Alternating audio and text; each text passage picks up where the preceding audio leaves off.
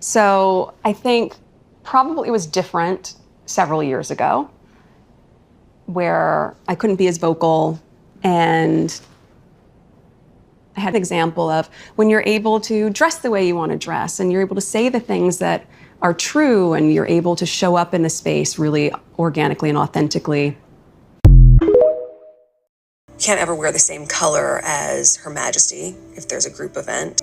But then you also shouldn't be wearing the same color as one of the other more senior members of the family. So I was like, well, what's a color that they'll probably never wear? Camel, beige, white. So I wore a lot of muted tones, but it also was so I could just blend in. Honey, you wore more color when you were living with the royal family. By the way, 72 days, honey, you served. Yeah? Let's look at the display of color, shall we? You want to blend in. This is blending in, this color. If I remember, Diana was the same combination, right? Yeah, I'm sure. Look at another mute color. A lot of muted tones.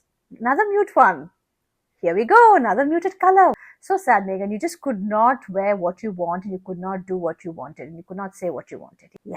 Another muted color, all during with the royal family. Isn't that a bit heartbreaking? Yeah, poor girl. Always very muted colors. Yeah. Here we go. After leaving the royal family, let's watch what she's worn. The colors. Nude, cream, white again. One odd red weird one I found. Yes. Look. White again. Another white. My God. So much of color happening, right? And I'm sure that there are pictures with some color. I think she's worn greens or some here and there. But bright colors after leaving the royal family has stopped. Yeah, honey?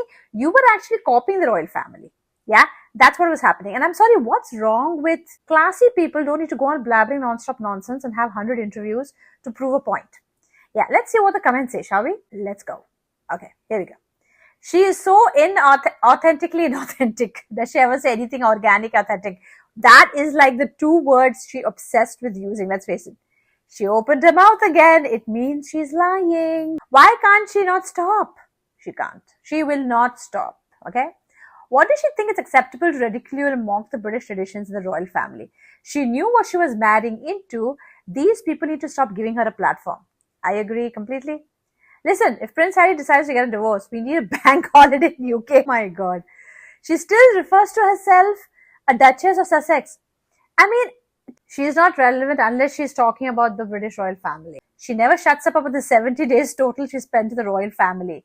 I'm authentically authentic because I'm authentic. She never misses a chance to complain that life in the royal family was unbearable, yet she clings to her title with remarkable enthusiasm to be continued. Oh my God. And who constantly tells you they are authentic is rarely even close to authentic. Why they need to keep saying it again and again. Lies upon lies. Yes. God, she knew what she was getting into. They have full training before they even get into the wedding.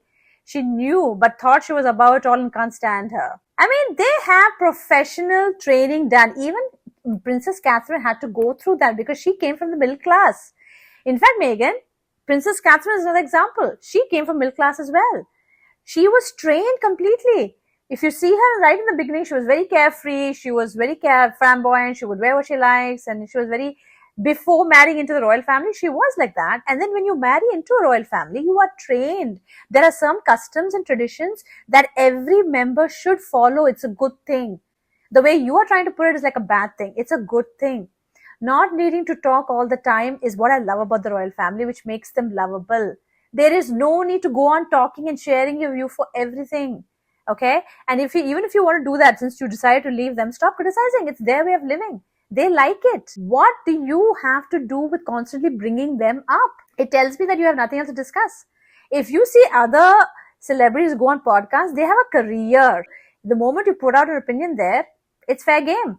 But it's about the fact that you have to be okay with it. That's the reality of being a public figure. You can't keep complaining about it. Time to grow up.